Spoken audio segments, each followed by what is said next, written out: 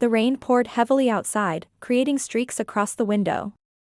Inside, a lonely dog watched as families hurried past, their laughter echoing in the street.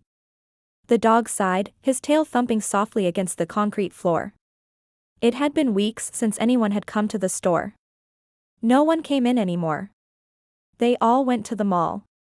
This store was old and the shopping carts were rusty, but it had character, he thought.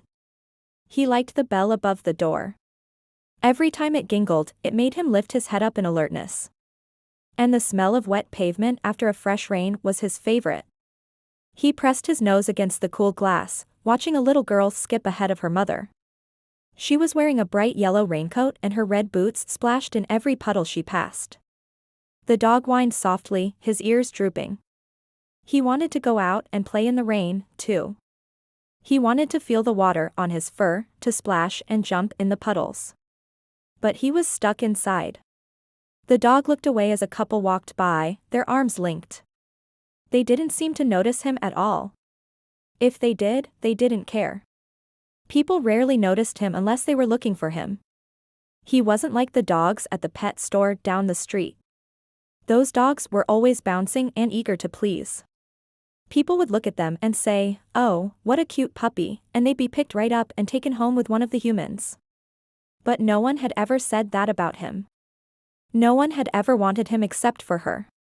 He remembered a little girl who had come into the store with her mother. She had been looking for a kitten, but when she saw him, she had asked, "Can we get him instead?" Her mother had smiled and said, "Of course." Then the girl had run to the counter and he had licked her hand. It had been love at first touch. They had named him Scout, because he was always looking out the window, just like a little Boy Scout. For a while, life had been good. They took him for walks and let him play in the yard. He had a squeaky toy mouse that he loved, and he slept in a warm bed at the foot of the girl's bed. Then one day they had gone to the park. He had chased a squirrel up a tree and then refused to come down.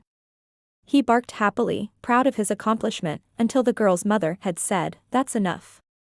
Then they had come home without him. When Scout barked at the mailman or the vacuum cleaner, her mother would say, "That's enough, Scout. Be quiet." So he stopped barking. He tried to be a good dog, but no one had ever taught him how to be one. He missed the girl, though.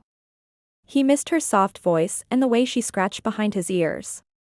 Sometimes at night, he would hear her singing in her room and he would press his nose against the door, whining softly.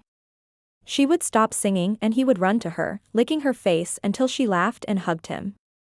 Then her mother would come in and say, "Go on, Scout, leave her alone." And he would go back to his bed, feeling dejected.